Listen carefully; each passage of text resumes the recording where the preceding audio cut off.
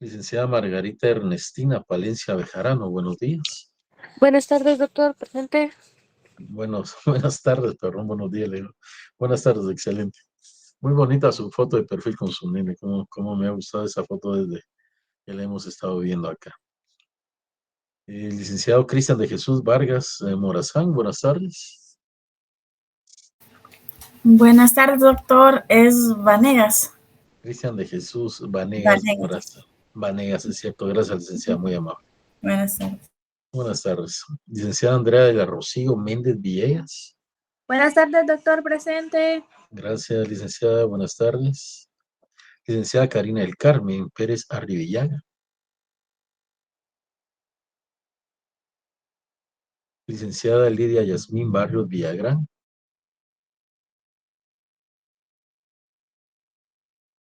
Licenciada Ley Kendra Mendoza Rivas. Buenas tardes, licenciado. ¿Qué tal? Buenas tardes, licenciada Kendra. Licenciada Luisa Marbella Navas Rodríguez, buenas tardes. Perdone, doctor. Fíjese que ya tiene un poquito de problema con el internet. Ella se está conectando ahorita. Muy bien, de acuerdo, Sí. gracias. Licenciada Dulce María Raquel Llanes López.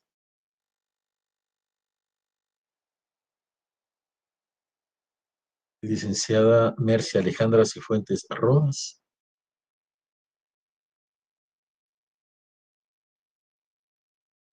Si tienen algún problema con su micrófono, sí, efectivamente, pueden anotarme en el chat, por favor. Gracias, licenciada Mercia, muy amable. Licenciada Claudia Yesenia Salazar Monterroso, buenas tardes.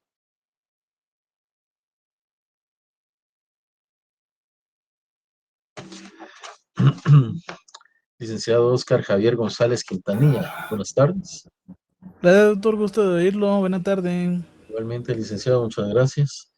Licenciada Rosangélica Matías Morales, buenas tardes. Buenas tardes de nuevo, doctor. Mucho gusto. Igualmente, muchas gracias, licenciada. Licenciada Mildred Raquel Ruiz Yoc, buenas tardes. Buenas tardes, doctor. Un gusto saludarle. Igualmente, muchas gracias. Licenciada Iris Patricia Barrientos Aguilar. Buenas tardes, doctor. Buenas tardes, licenciada. Gracias. Licenciado Oscar Ricardo Audón Gutiérrez, buenas tardes. Buenas tardes, doctor. Presente. Muchas gracias, licenciado. Buenas tardes. Licenciado Víctor Saquic Mejía. Por aquí lo Buenas veía. tardes, doc. Presente. Igualmente, licenciado, muchas gracias. Se llama Mayra Lorena Pérez Pineda, buenas tardes. Buenas tardes, presente. Gracias, licenciada. Licenciada Leslie Casti Maribel García Vélez, buenas tardes. Presente. Gracias. Licenciada Cecilia Victoria Pop Mazariegos, buenas tardes. Buenas tardes, doctor, presente. Gracias, licenciada, muy amable. Licenciada Laisha Michelle Estefanía Lemos Flores, buenas tardes. Licenciada Glenda Elizabeth Tobar Carrillo, buenas tardes. Buenas tardes, doctor, presente. Muy bien, gracias. Licenciada Graciela Zenaida Raimundo Córdoba, buenas tardes. Buenas tardes, doctor. Presente. Gracias, licenciada. Licenciada Fernanda Gabriela Reina Tobar, buenas tardes. Buenas tardes, doctor, presente. Gracias, licenciada. Licenciada Erly Beatriz López Sánchez, por aquí la vi. Aquí está. Buenas tardes. Sí, doctor, buenas tardes. Muy amable, muchas gracias. Muy bien. No sé si hubo alguien a quien no llamara, perdón.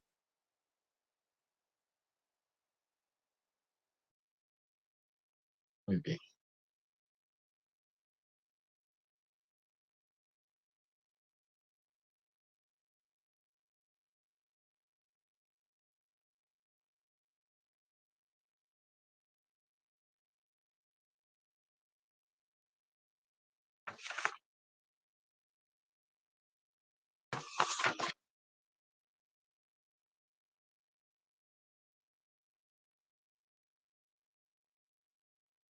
Licenciada Karina del Carmen Pérez Arrillaga, todavía no. Lidia Yasmín Barrios Villagrán. Luisa Marbella Navas Rodríguez, Dulce María Raquel Llanes, Claudia Yesenia Salazar Monterroso y Laisa Michelle Estefanía Lemos Flores.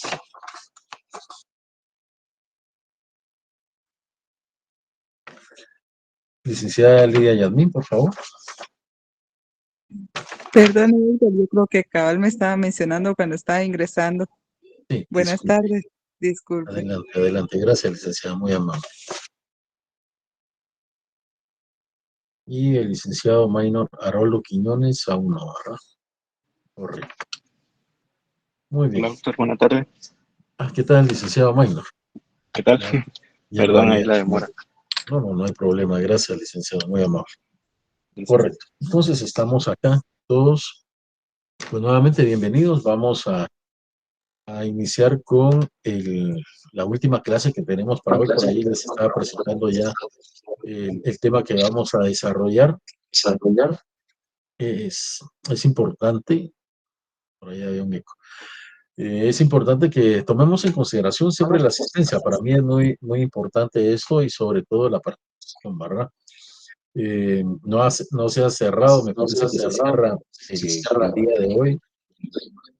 Y hay un rebote, perro. El día de hoy, así que si alguien quiere participar, pues bienvenidos aquí a todos.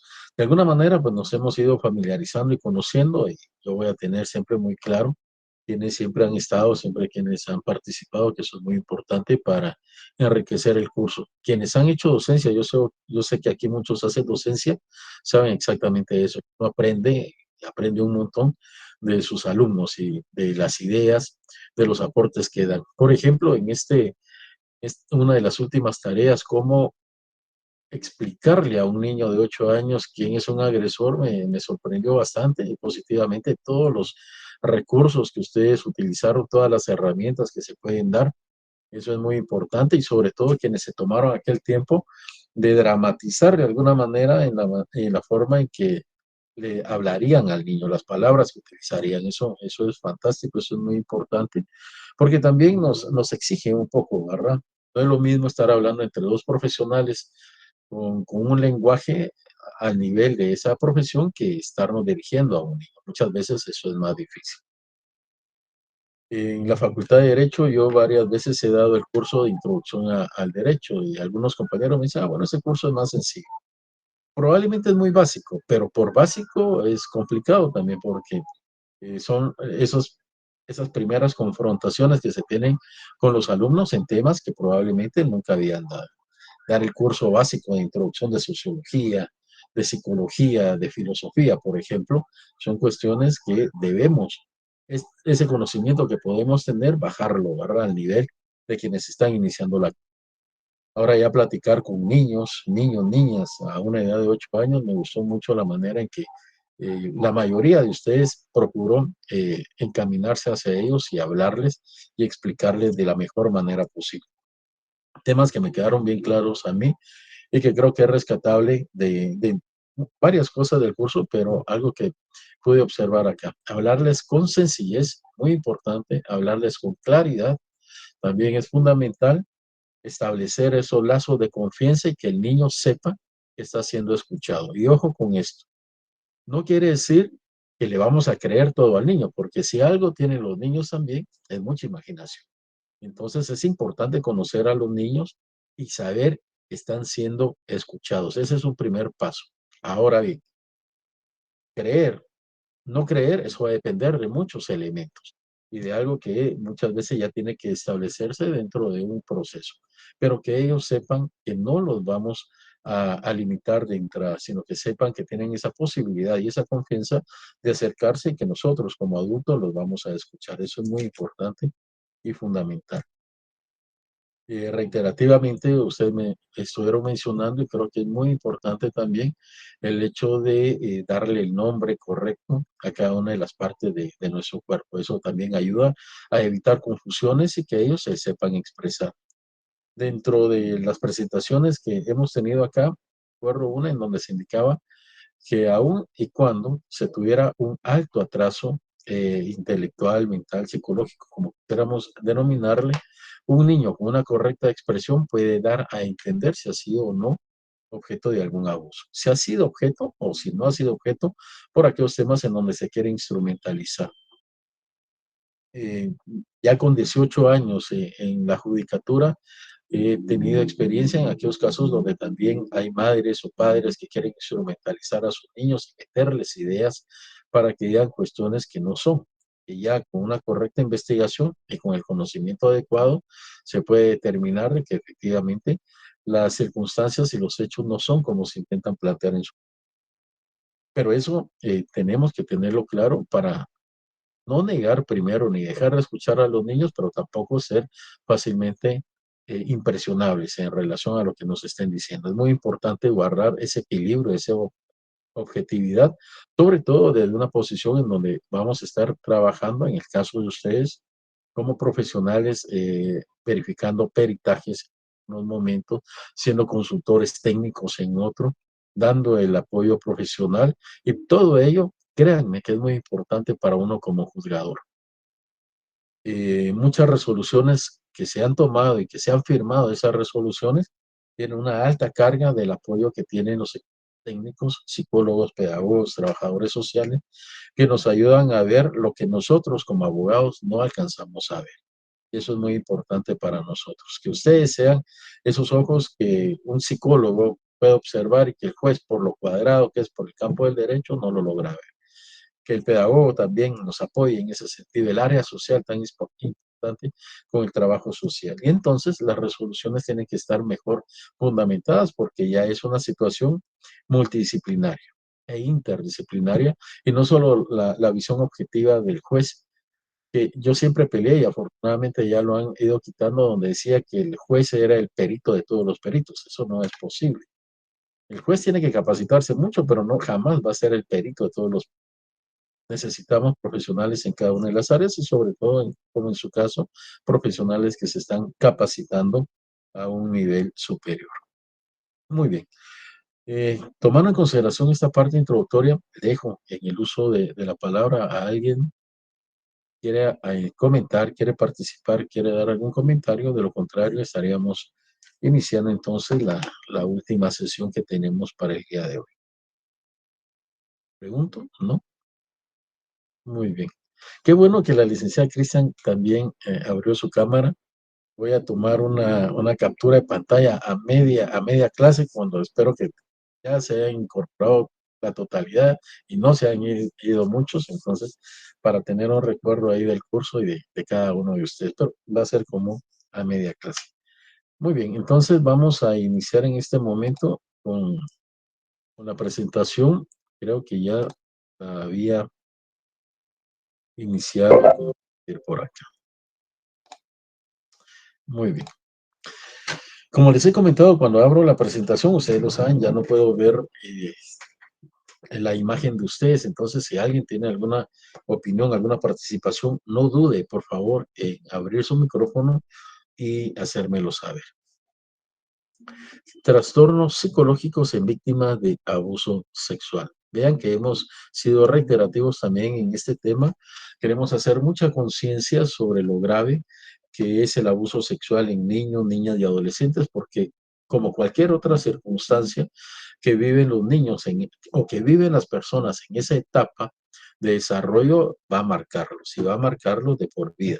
Y entonces por eso es que nosotros como adultos, y queremos ser adultos responsables, adultos que tengamos una humanidad hacia nuestros congéneres, que creamos y que querramos forjar una buena sociedad y que querramos hacer patria, tenemos que proteger a todos nuestros niños, a todos los niños que están a nuestro alrededor, sabiendo de que ellos son el futuro de un país y que es mejor que el país tenga a personas mentalmente estables, psicológicamente estables, que no hayan tenido problemas en su niñez y en el periodo de adolescencia. Muy bien. Fíjense que en este caso el abuso sexual infantil, indicamos que es un grave problema de salud pública. Vean hasta el punto en que se ha desarrollado la salud pública como una política de Estado. Ustedes saben, el Estado se divide en cuanto a su función pública en diversas políticas y de ahí se deriva la importancia de los ministerios. Guatemala tiene 14 ministerios en este momento y entre ellos podemos ver Ministerio de Salud, Ministerio de Trabajo, Ministerio de Gobernación, Ministerio de el MAGA, es el Ministerio de, si me ayuda, Alimentación, Ganadería, me recuerdo, no me recuerdo, el Ministerio de Agricultura, Ganadería y Alimentación, perfecto. Entonces, todos estos ministerios están fundamentados en las políticas que me interesa realizar al Estado. Cuando empezamos el curso y hablamos de la política criminal, recordarán que señalábamos que no es el nombre más afortunado, porque una política del Estado lo que pretende es fomentar algo para mejorarlo. Una política de salud fomenta la salud. Una política de educación fomenta la educación. Una política criminal no puede fomentar la criminalidad, sino que intenta evitarla. Pero el nombre quedó ahí de alguna manera y entendemos a lo que se refiere. Todas aquellas políticas que tienen por objetivo contener y reducir el fenómeno criminal que es el delito. Pero el abuso sexual infantil ha llegado a ser una situación, un fenómeno tan grave, que se tiene como un problema de salud pública. Vean ese impacto que ha generado. En gran parte de los casos interfiere en el adecuado desarrollo de la víctima que lo sufre y repercute negativamente en su estado físico y psicológico. Por ello decimos que esta afectación del abuso sexual es grave y genera secuelas que pueden ser secuelas a corto, mediano y largo plazo. El problema con las secuelas, la mayoría de ustedes como psicólogos lo saben mejor que yo, las secuelas a largo plazo son un problema porque muchas veces no dan indicio de que esto pueda llegarse a desarrollar de esa manera. Secuelas a corto y mediano plazo, pues los podemos trabajar de una manera más directa y más evidente porque se está manifestando. La experiencia de abuso sexual infantil puede considerarse una situación extrema que suele resultar de un elevado nivel de estrés y malestar en la gran mayoría de individuos, lo que evidentemente no justifica de ninguna manera ese abuso, lo explica, eso sí, pero de ninguna manera lo justifica. Por eso el encierro que provocó la pandemia, por ejemplo, para ponerles un ejemplo, la pandemia, el COVID-19, también desarrolló lamentablemente muchas de estas circunstancias por ese alto nivel de estrés y malestar que se generó en muchos adultos. Hogares donde hay abuso de alcohol, hogares donde hay desempleo, hogares donde hay pobreza, donde hay hacinamiento, son problemas que generan un alto nivel de estrés y malestar en los adultos. Y los niños que están en esos hogares terminan siendo sujetos totalmente vulnerables a cualquier tipo de agresión, que puede ser una agresión física, que no es bueno, por supuesto, la agresión física, pero también puede pasarse algo más grave como es la agresión sexual.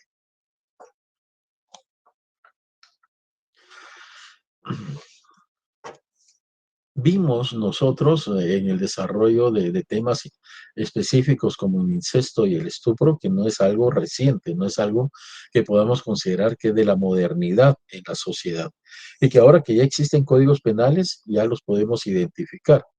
No es que antes no existieran códigos penales, siempre hubieron normas que prohibían la comisión de ciertos actos ilícitos. Sin embargo, a partir de la Revolución Francesa y con la visión de Napoleón de codificar, pues ahora ya vemos textos específicos que les llamamos de esa manera códigos, y en donde están desarrollados y contenidos varios aspectos importantes de la vida jurídica del país. Código de Derecho Administrativo, Código Civil, Código Penal. No obstante esto, ya habían códigos anteriores. Por ejemplo, ustedes han escuchado del Código de Hammurabi, o Hammurabi, como algunos lo pronuncian.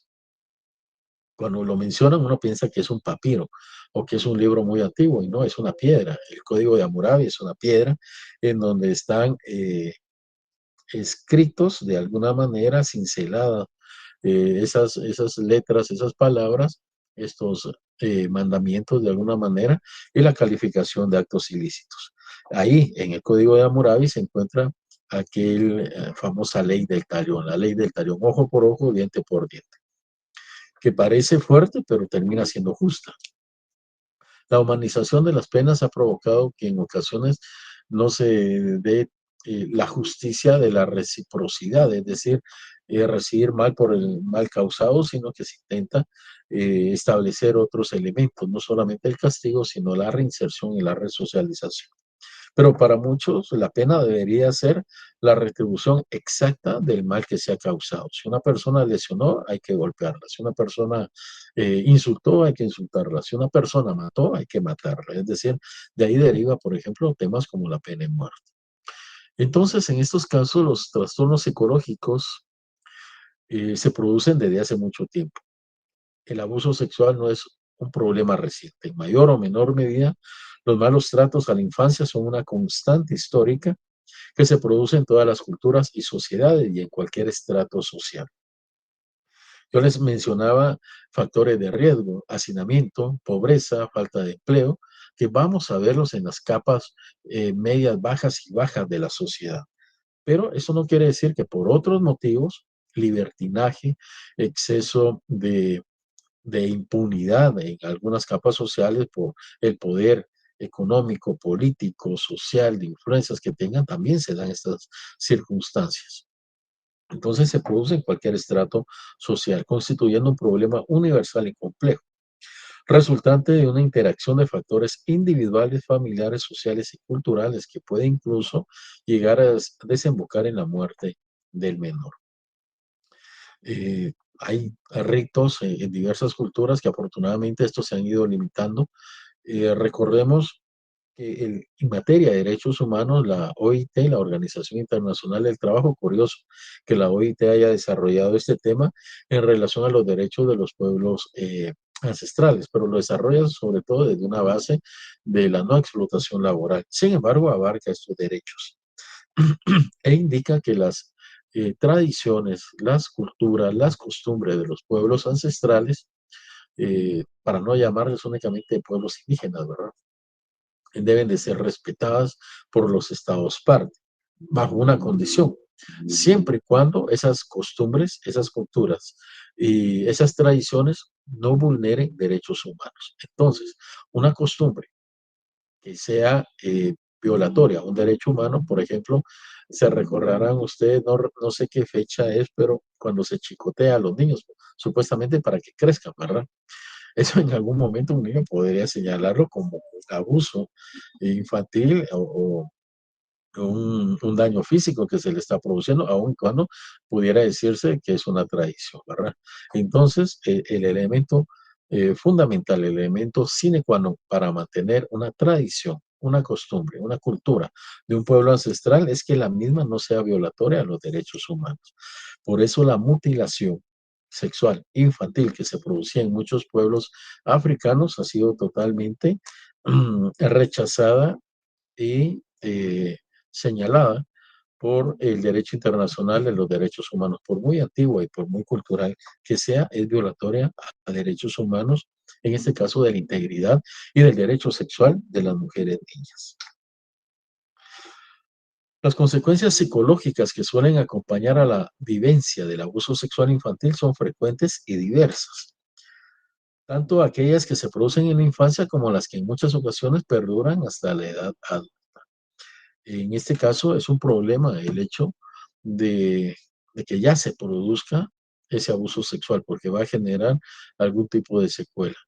El objetivo en estos casos es evitarlo, y si no se puede evitar, pararlo lo más pronto posible, en la medida en que esta afectación no siga generando mayor daño en la víctima. Y por eso es tan importante generar esos espacios de confianza, esos espacios de diálogo, esos espacios de comunicación con los niños, porque ellos son muchas veces los primeros que pueden dar información, prender las alarmas cuando algo está sucediendo por las mismas conductas que ellos puedan tener y esa comunicación que se les debe facilitar a ellos. Cuando estuve en adolescentes en conflicto con la ley penal, llegó una profesional en psicología a integrarse al equipo técnico. Ella venía de INASIF. Y cuando aplicó para poder incorporarse al organismo judicial, le ofrecieron 3 espacios: niñez, víctima, femicidio y violencia contra la mujer y adolescentes en conflicto con la ley penal.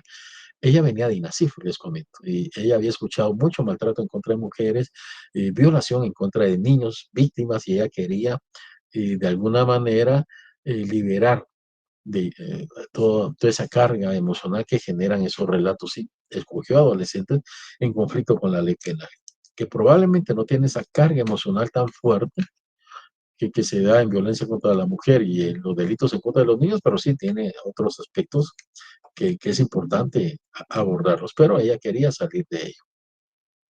Y nos comentaba que cuando estuvo en el INASIF, tenía a su niño varón entre de 2 a 5 años. En esa edad, el niño fue el tiempo en que ella estuvo trabajando para INASIF.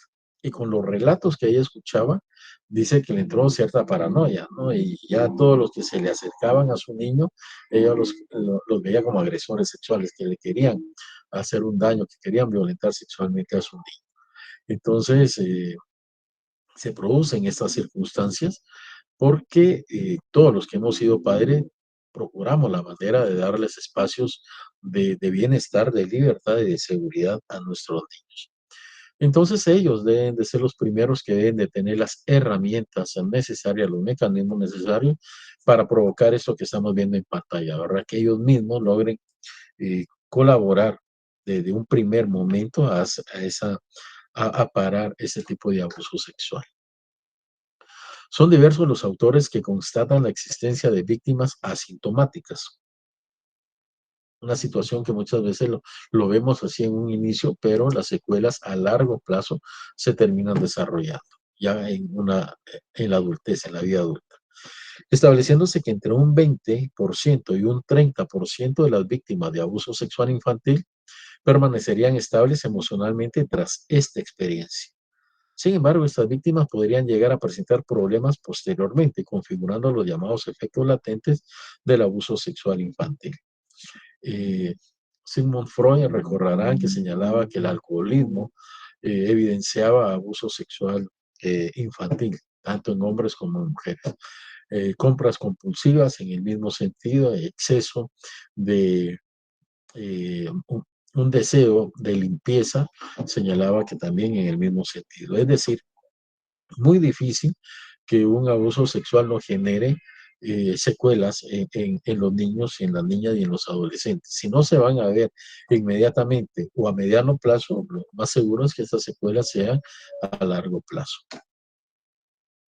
Pero siempre va a haber una secuela, siempre va a haber una afectación que puede evidenciarse ya en la vida adulta. Y muchas veces recordarán que los niños, conforme van desarrollando, tratan de evadir, de esconder, de suprimir esas imágenes que le pudieron haber causado mucho daño. Y si no se lo comunicaron a sus padres, a sus hermanos mayores, a personas de confianza, son recuerdos que después los profesionales en psicología tendrán que rescatar de alguna manera y evidenciar que esa puede ser la razón de alguna circunstancia que pudiera estarlos afectando ya en la vida adulta. Se da una creciente importancia, por ejemplo, a los aspectos sexuales en niños que han sido abusados en estos casos. Bromas, chistes, de repetición constante de palabras con connotación sexual. Se da una confusión acerca de la identidad sexual, que esto se da mucho cuando los niños varones son los que son víctimas de abuso. Y que esos abusos puedan ir acompañados de insistencia en el diálogo, de que ellos están siendo utilizados sexualmente desde una posición femenina. Se da una confusión acerca de las normas sexuales, porque se había indicado, por ejemplo, que a los niños no se les debía tocar ciertas partes, pero hay adultos que lo hacen y son adultos que el niño respeta, que el niño quiere, que se supone que ese adulto puede estarlos cuidando. Se da una confusión del sexo con el amor y el dar y el recibir cariño. Tuvimos tantos casos delitos de violencia sexual en donde se insistía por parte de los perpetradores. Obviamente era una defensa que le intentaban, pero jamás iba a tener éxito, en el sentido de decirle que ellos habían cometido esos actos porque querían mucho al niño, querían mucho a la niña. Lo que ellos experimentaban era amor hacia ellos, pero terminaban teniendo relaciones sexuales. Pero como les digo, el problema es cuando se dan esos diálogos entre adulto y niño y les dice, te estoy haciendo esto porque te quiero mucho. Y entonces el niño o la niña confunde y piensa más adelante que para demostrar amor, para demostrar cariño, tiene que haber una relación sexual. Y eso hace que entren en etapas de mucha promiscuidad. Existen asociaciones negativas con las actividades sexuales y las sensaciones de excitación propias de este desarrollo o mal desarrollo en torno a los temas sexuales. Y se puede producir una aversión a la intimidad sexual. Este es el otro extremo que habíamos hablado. Si la experiencia fue muy dolorosa, muy traumática, pues no va a querer estar en ningún ambiente, en ningún entorno que le pueda recordar esos ambientes. Y entonces se vuelve una persona frígida o sin la capacidad de poder establecer relaciones sexuales normales con sus parejas. El objetivo en esta presentación es abordar las principales consecuencias psicológicas iniciales del abuso sexual infantil, que es lo que podemos ver en las secuelas de corto o mediano plazo. Los indicadores psicológicos del abuso sexual infantil o consecuencias iniciales son aquellos efectos que suelen situarse en los 2 años siguientes al abuso y que por tanto suelen encontrarse presentes en la infancia y la adolescencia. Hablando y ustedes me dirán si efectivamente así es, con profesionales de la psicología de INASIF me indicaban que son estos primeros 2 años en donde se pueden ver que se concretizan estas secuelas de abuso, tanto secuelas de mediano como de corto como mediano plazo, estableciendo temporalidades de 6 meses en cuanto a las secuelas de corto plazo, hasta 2 años en aquellas secuelas de mediano plazo. Saliéndose de esas temporalidades después de los 2 años, pues ya se consideran secuelas a largo plazo, ¿no? Y cuando pudieran incluso llevar mucho más tiempo en su desarrollo y en su manifestación. Y vemos siempre esas imágenes dramáticas, ¿verdad? En donde el abuso muestra a niños, niñas víctimas en su estado de vulnerabilidad, que es lo que más lamenta uno cuando ve estas circunstancias. Saber que no pudieron recurrir a ningún adulto, o los adultos a quienes podían recurrir eran precisamente quienes los estaban abusando. Esta profesional en psicología que les comento me indicaba que su paranoia era un poco mayor porque cuando se da el abuso, que es discutible este punto, ¿verdad? Pero de alguna manera tiene cierta lógica, que cuando se da el abuso sexual hacia una niña es grave, es una afectación fuerte, pero muchas veces no se sale de la relación de normalidad de una mujer recibiendo sexo por un hombre, aunque eso obviamente puede generar problemas muy severos en la adultez. Pero cuando se produce en un niño se da una confusión total porque hay una relación contra natura y que esto puede generar una desviación completa en cuanto a la identidad y reafirmación sexual que el niño varón pudiera tener cuando ha sido víctima de estas agresiones sexuales, que se genera de una manera mucho más grave, ¿no? Porque no solamente es el abuso físico, el abuso sexual, sino que la confusión, la desorientación y ese sentimiento de haber actuado contra natura en virtud del abuso que puede haber recibido siendo varoncito del niño. Uno de los elementos que se pueden verificar en estos casos es la conducta sexualizada. La presencia de conductas sexualizadas, también denominadas comportamientos erotizados, es uno de los problemas más frecuentes en víctimas de abuso sexual infantil, siendo tomada habitualmente como un indicador de marcada fiabilidad para su detección. Conductas sexualizadas son aquellas conductas que nosotros vemos de niños que no deberían de tener conocimiento de algunas manifestaciones, de algunas poses, por ejemplo, de algún léxico que pudieran estar desarrollando y que única y exclusivamente lo pueden saber porque tuvieron esa experiencia con una persona mayor que les pudo haber enseñado esas circunstancias. Niños que están jugando niños de 4, 5, 6 años que están jugando con otros niños de 4, 5, 6 años no van a entender esas partes. Por eso los relatos de los niños son tan importantes y generan credibilidad cuando abordan temas que un niño normal a esa edad no podría desarrollar o no podría saber.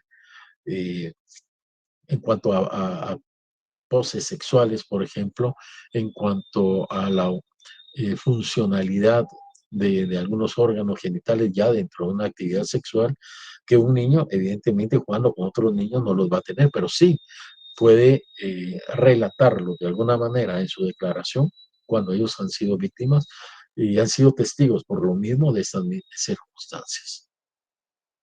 Ciertos autores indican que la conducta sexualizada es 15 veces más probable en niños, niñas y adolescentes víctimas de abuso sexual que en niños, niñas o adolescentes que no han sido víctimas. Sin embargo, estas conductas no son exclusivas de las víctimas de abuso sexual y pueden producirse por otros motivos diferentes a la experiencia de abuso, como son la vivencia de otras experiencias de carácter violento, ser víctima de maltrato físico o testigo de violencia familiar o las actitudes familiares respecto al sexo, entre otras. Cuando veíamos este punto, nos recordaban el hecho de que, por ejemplo, una niña observa que su mamá es violentada, hay maltrato dentro del hogar. Y la mamá evita ese maltrato siendo muy cariñosa con el padre. Entonces, el mensaje que se le manda a la niña es que primero que la violencia está normalizada, porque se da en el hogar, nadie pone la denuncia, no pasa nada, no llega la policía. Entonces es normal la violencia dentro del hogar. Es normal que ella como mujer reciba castigo físico. Y es normal que ella de alguna manera se porte cariñosa, se sexualice para evitar esa agresión física. Y entonces cuando se vea frente a circunstancias que pudieran considerarla a ella como cierta agresión, ella toma esa conducta para poderse proteger.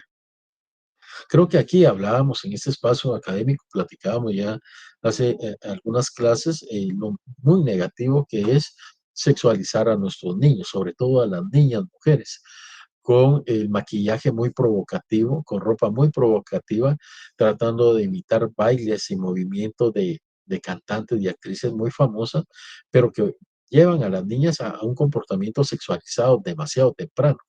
Y no solamente es una situación que pudiera darse de manera aislada. Vemos nosotros programas en donde, programas internacionales incluso, en donde se lleva a las niñas para que puedan imitar a tal cantante. Shakira, por ejemplo, que es muy, muy erótica con su baile. Y se les enseña a las niñas a moverse de esa manera, a vestirse de esa manera, a usar maquillaje de esa manera. Y entonces nosotros mismos como padres estamos sexualizando a nuestros niños de una manera demasiado temprana.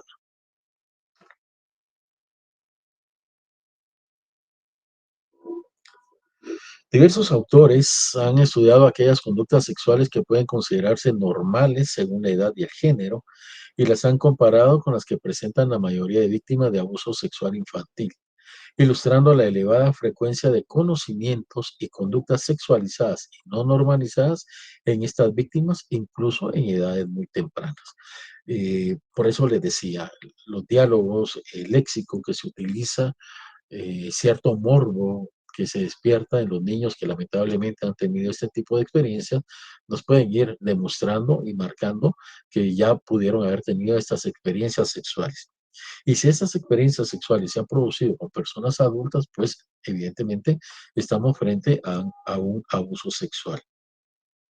Por ello, no solamente es de recriminarle a un amiguito, una amiguita que pueda tener ese tipo de conductas y decir, bueno, lo apartamos de mi hijo porque esta niña o este niño habla muy feo, se comporta mal, hace bromas sexuales que no me parecen. Pero ¿qué está pasando con estos niños? ¿Por qué tienen ese conocimiento? También tendríamos nosotros alguna participación o actividad ahí para prevenir si estos niños, sin darse cuenta, inconscientemente están cayendo en una actividad muy, muy sexualizada.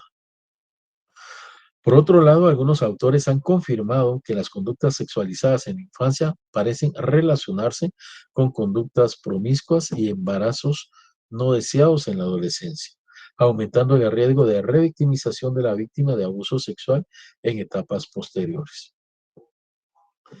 Si no sale el niño de ese círculo de agresión sexual, lo más probable es que pase de ser un niño víctima a un adolescente víctima, y en el caso de las mujeres es tan dramático también el caso de Guatemala, en donde somos uno de los países que tiene un mayor porcentaje de niñas, ya no digamos adolescentes, niñas embarazadas, partiendo de la clasificación etaria legal que establece la ley. A partir de los 13 años ser considerada una persona adolescente, han habido niñas de 11, 12 años ya embarazadas y niñas de 13 años dando a luz, que indica que el abuso sexual empezó antes de los 13 años, es decir, en el momento en que ellas eran adolescentes. Y terminan dándose esos casos ya indicados por la teoría de niños o niñas criando niños o niñas, sin la capacidad, sin la emoción o sin la madurez emocional, sin las condiciones necesarias para poder dar esa educación a otros niños por su propia condición de niños. Y entonces vamos a ver que están ya desde muy pequeños cargando con traumas que no les permiten un desarrollo a todo nivel efectivo y que les permita ser personas en su completo desarrollo. Empiezan a tener problemas en el ámbito social, en el ámbito educativo, en el ámbito afectivo, se vuelven retraídos, todas las actividades sociales, deportivas, artísticas, pues para ellos ya no funcionan de esa manera, y empezamos a ver cómo desde niños están siendo ya limitados en su propio desarrollo personal. Un tema que muchas veces resulta ser dentro del tabú de la educación sexual para niños, niñas y adolescentes, un tabú dentro de otro tabú. Un misterio encerrado en un acertijo, se hablaba de los países de la Unión Soviética, ¿verdad? Un encierro total de temas que no se abordan en este caso.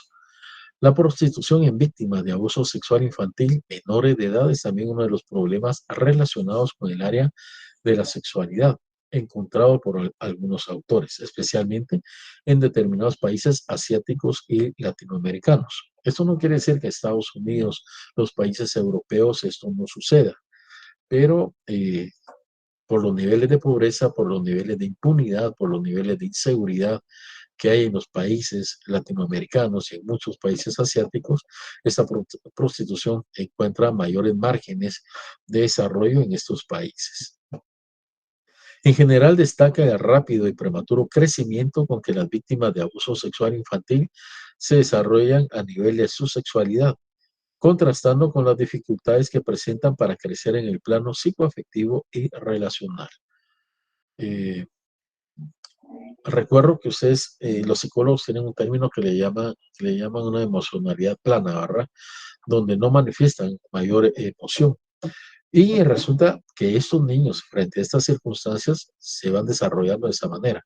Tienen mucha capacidad para entender, comprender, desarrollar actividades sexuales, pero no generan ninguna emotividad porque prácticamente se han ido eliminando, conculcando, limitando este tipo de manifestaciones, por cuanto que la actividad sexual es en función de ello, de únicamente lograr ese encuentro sexual sin ningún tipo de otra relación afectiva o social.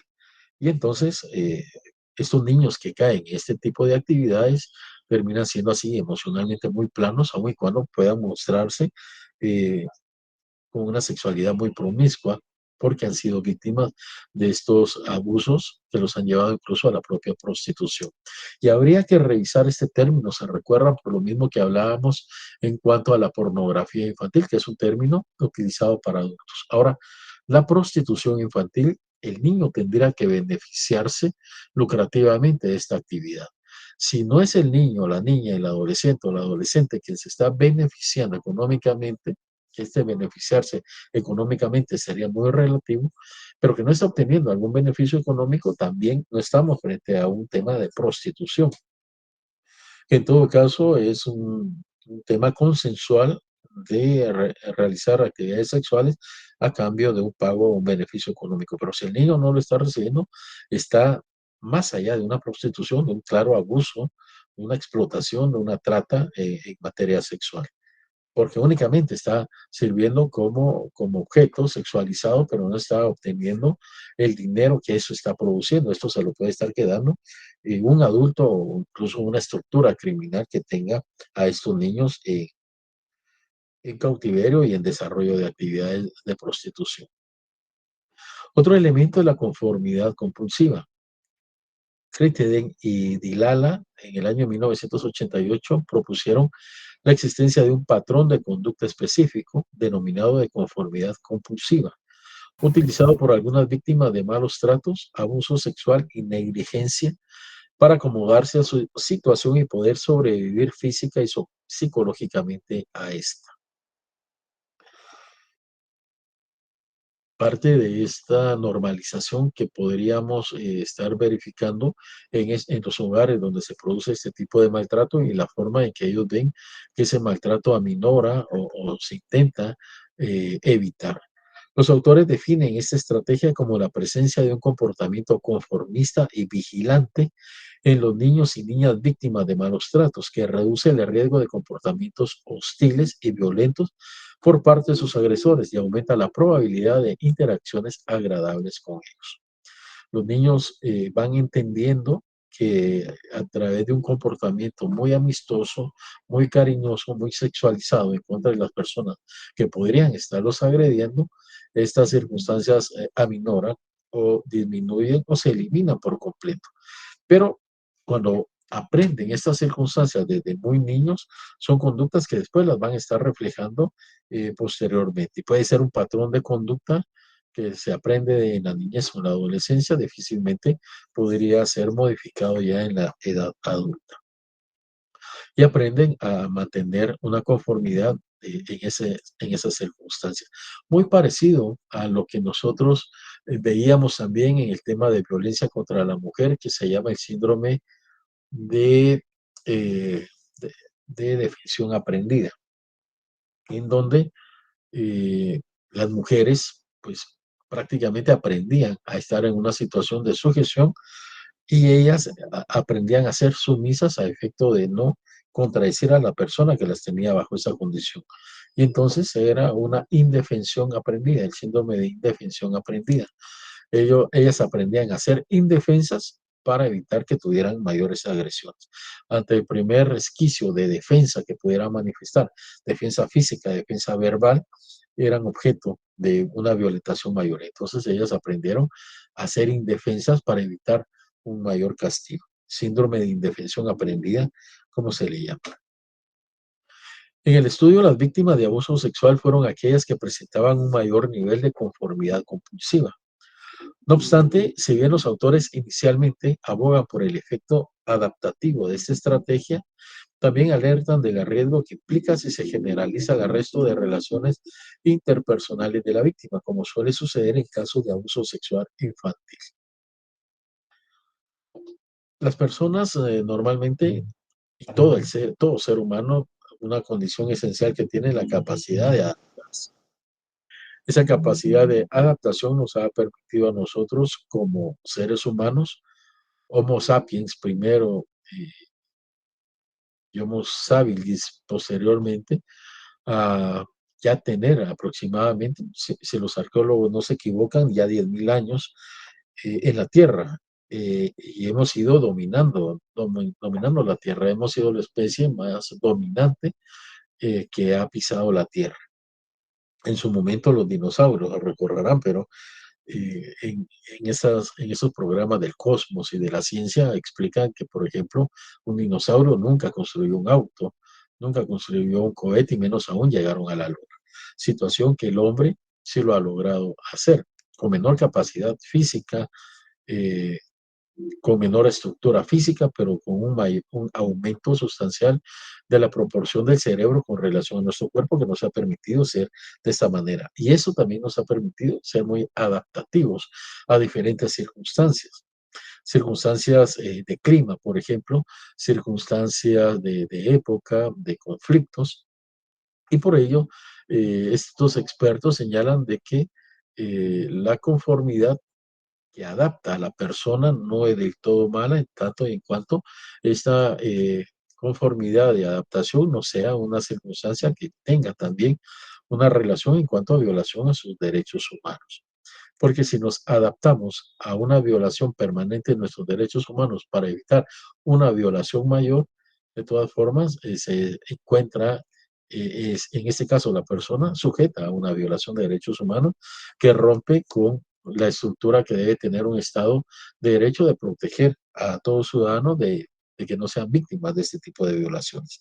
Entonces, está bien sí, siempre y cuando no conlleve una violación, por menor que sea, pero que pudiera ser considerada violación a derechos humanos.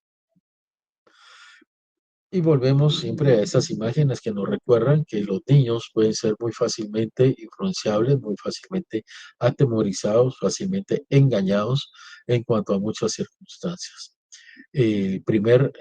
La primera frase que tuvimos en la clase anterior se recuerda. Esta es una cuestión de silencio, ¿no? Es un secreto entre dos personas, pero un secreto donde se está vulnerando los derechos de un niño o de una niña. Y van creciendo específicamente ya con esos traumas vivenciales. Otro elemento que, como ya vimos acá, dentro de la prostitución, la conformidad compulsiva, es la conducta disruptiva y disocial. Dos circunstancias diferentes que podemos ver acá. En el extremo opuesto, algunos autores han obtenido una elevada frecuencia de conducta de carácter disruptivo y disocial en víctimas de abuso sexual infantil, incluida dentro de la denominada sintomatología, especialmente en víctimas de sexo masculino. Los autores difieren en las frecuencias obtenidas para este tipo de conductas en víctimas de abuso sexual, oscilando entre el 2% indicado en el estudio de Manarino y Cohen en el año 1986 para ambos sexos y el 25.3% para mujeres y el 58.4% para varones en el trabajo de Karnevsky y Dijkstra en el año de 1997. Podría explicarse en este caso con el carácter disruptivo y disocial, un carácter violento, un carácter de rebeldía. Aquella famosa película, ¿se recuerdan? Rebeldes sin causa. Vemos nosotros a muchos jóvenes en donde son rebeldes que están peleándose contra el mundo. Son ellos contra el mundo y muchas veces no sabemos por qué. Pero en estos casos es una conducta diferente a la que veníamos viendo anteriormente, ¿verdad? En donde podría haber alejamiento, podría haber silencio. En estos casos no, se manifiestan de normas de violencia, conductas de violencia en estos niños que han sido afectados. Entonces, ese carácter disruptivo y disocial que puede provocar, en el caso de los adolescentes, que desde muy jóvenes entren al sistema de adolescentes en conflicto con la ley penal, podemos ir viendo ya estas conductas. Y que podrían tener un antecedente claro en el tema de agresión sexual. ¿Cómo podemos ir viendo este tipo de violencia y que en este caso encadenaríamos otro problema social como es el tema de los adolescentes que están en transgresión con las normas penales? La conducta disruptiva es un término que alude a un comportamiento de tipo antisocial de una o varias personas que se caracteriza por una ruptura muy marcada respecto a las pautas de conducta. Y entonces vemos rupturas desde el tema de consumo de drogas, de alcohol, temas de mucha violencia y no una violencia individual en contra de otra persona, sino que violencia de grupo. Algo que se marcaba en los países anglosajones, en los países europeos, con la conformación, por ejemplo, de bandas, de gangas, y en algunos países los famosos jóvenes cabeza rapada, ¿verdad? Que mostraban conductas totalmente violentas, antisistema y antisocial. Las conductas disruptivas, disruptivo es algo que rompe algo, que rompe un marco y que aparece de improviso, ¿verdad? Pero con una fuerza y una violencia que se hace muy manifiesto. Las conductas disruptivas son acciones perturbadoras o agresivas que rompen la disciplina y alteran la armonía del grupo, dificultando el proceso de enseñanza-aprendizaje y la atención en el aula.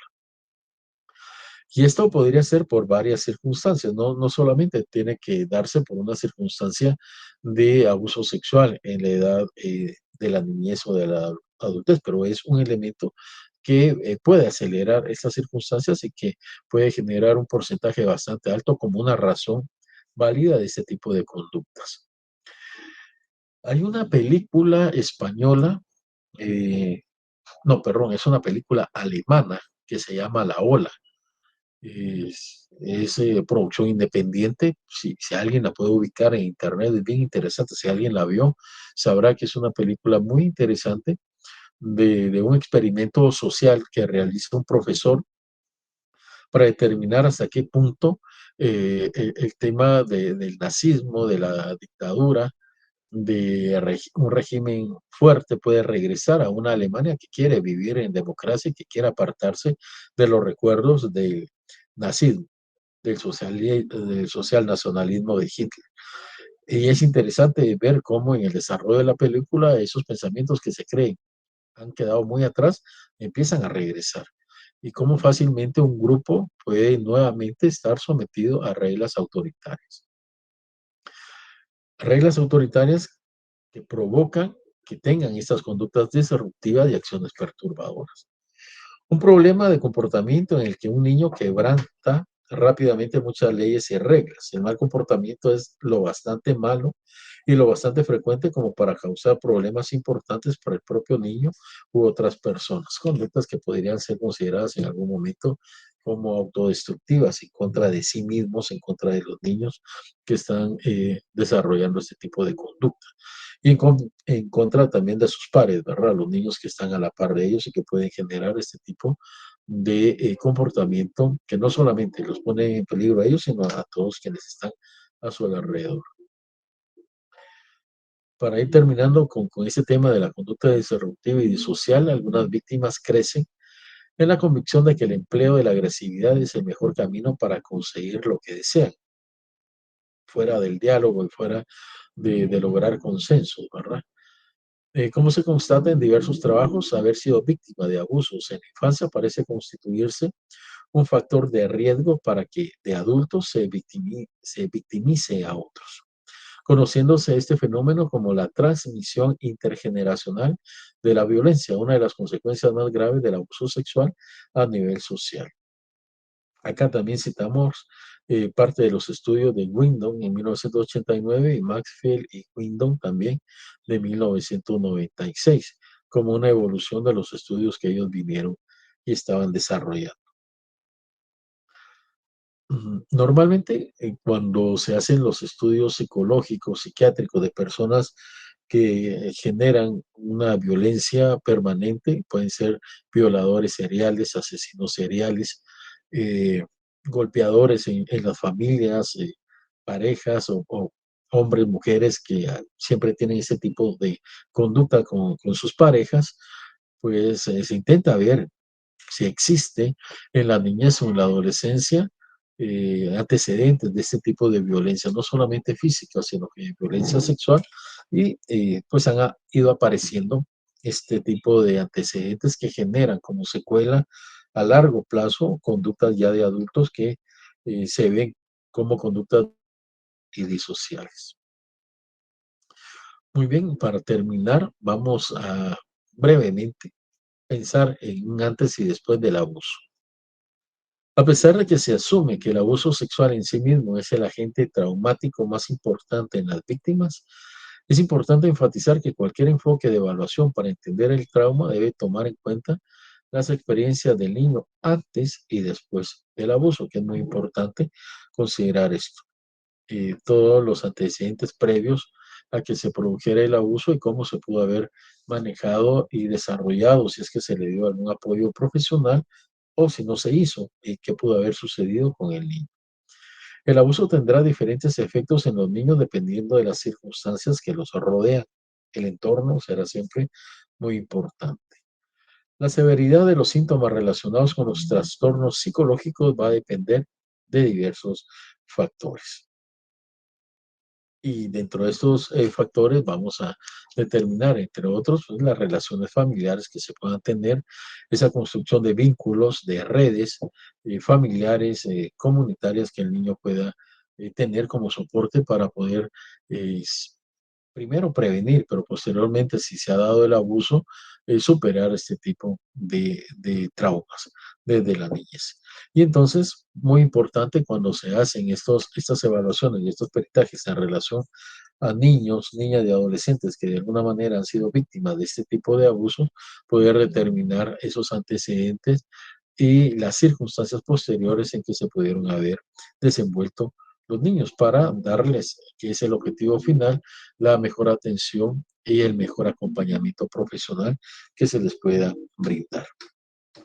Muy bien. Perfecto. No sé, este es un tema muy de participación en el área de psicología que podría de alguna manera evidenciar la participación de los profesionales en este caso. Fíjense que hemos venido hablando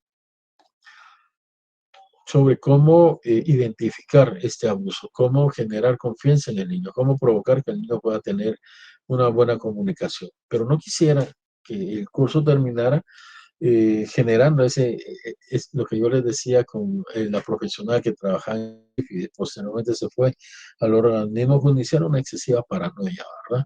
Sino que por el contrario, abordarlo desde un punto de vista objetivo, que es al final lo que nosotros queremos.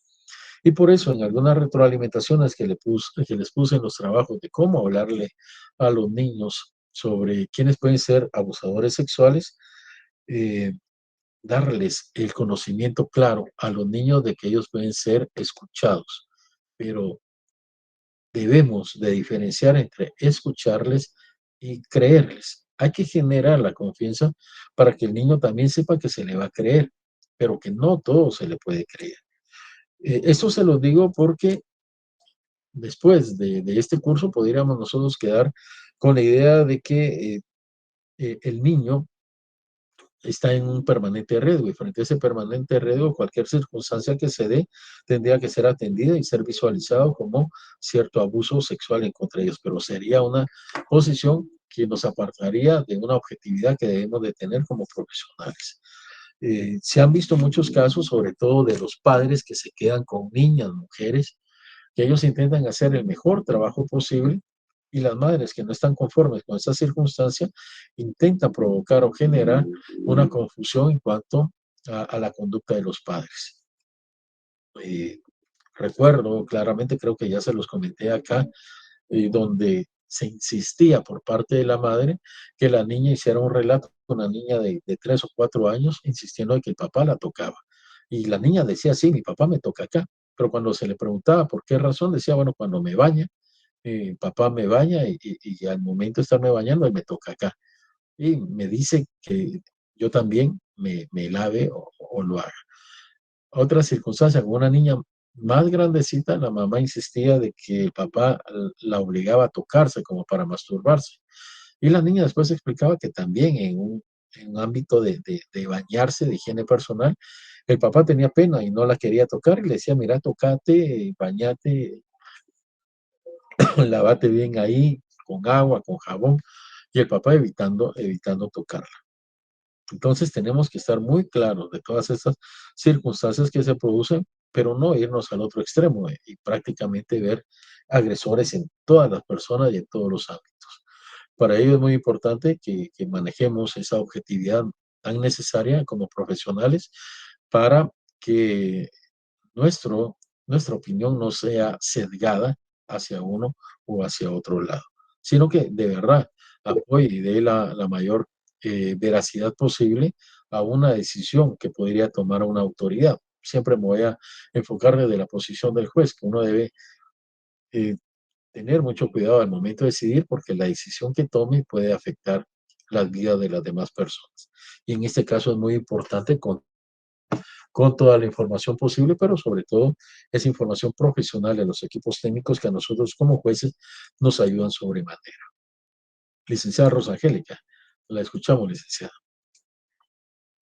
Doctor, es una pregunta. Doctor, ¿usted considera que sí haríamos un buen aporte a la sociedad dando precisamente estas charlas de información? Como usted decía, ¿verdad? Algunos padres pues exageran y otros pues descuidan. Entonces, para mantener ese equilibrio, yo creo que tenemos mucho camino que recorrer, doctor.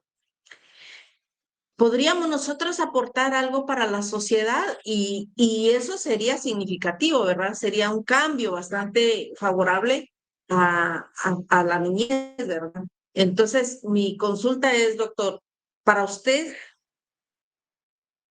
¿apoyaría a esta actualización de información para los padres?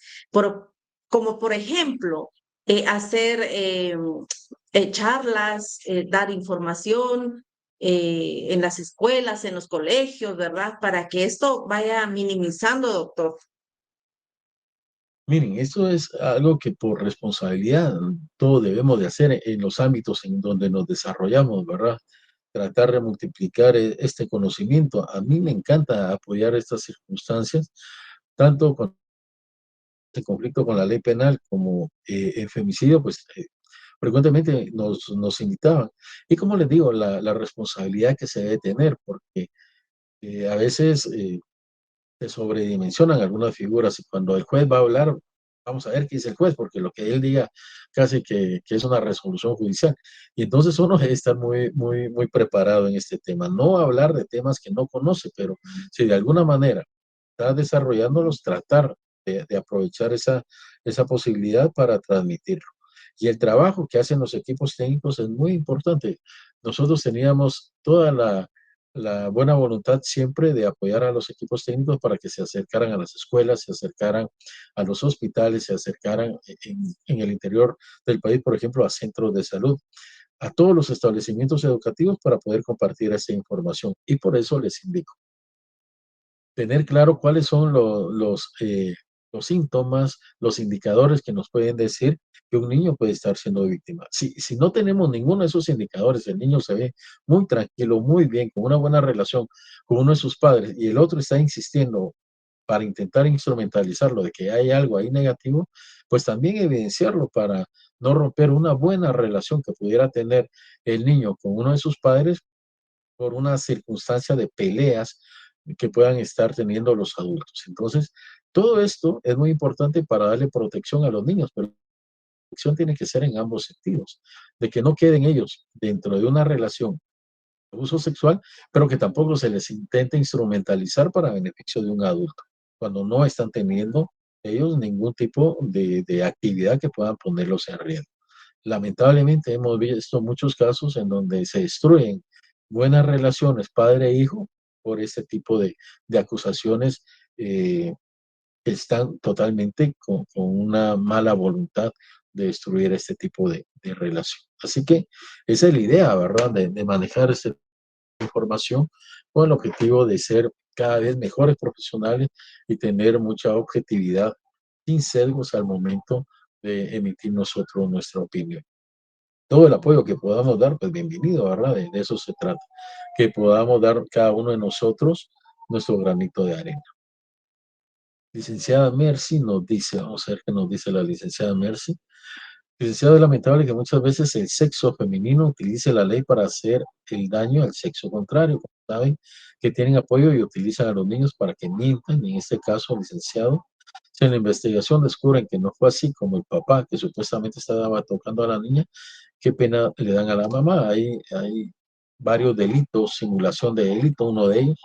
Ustedes saben que hay un delito que se llama así, simulación de delito.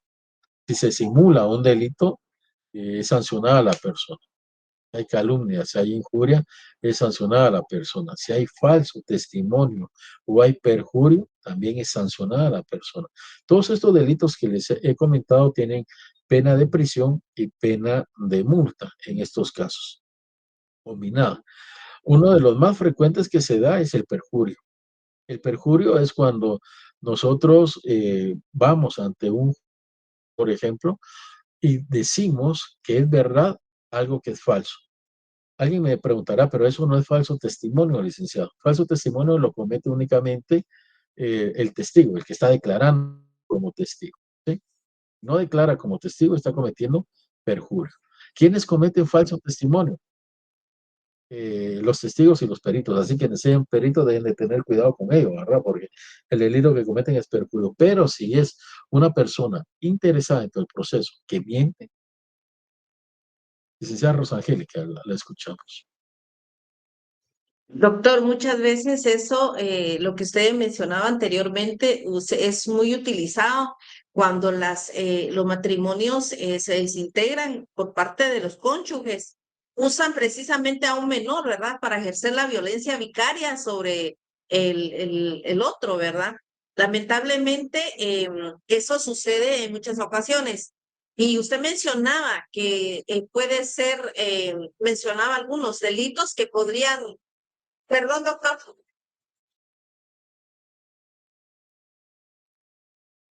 Sí, la escucho, está bien.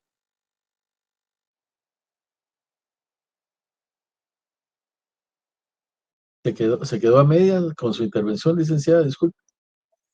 Sí, doctor, perdón, es que es mucho el tráfico acá. Entonces, mi pregunta es, doctor, en estos casos, ¿podría tener una medida ¿qué le puedo llamar? Una medida de protección, por decirlo así, ¿verdad? Hacia el menor y a la persona, ¿verdad? Que está siendo acusada falsamente, decía usted anteriormente, y mencionó algunos, ¿verdad? De los cuales podría ser procesado.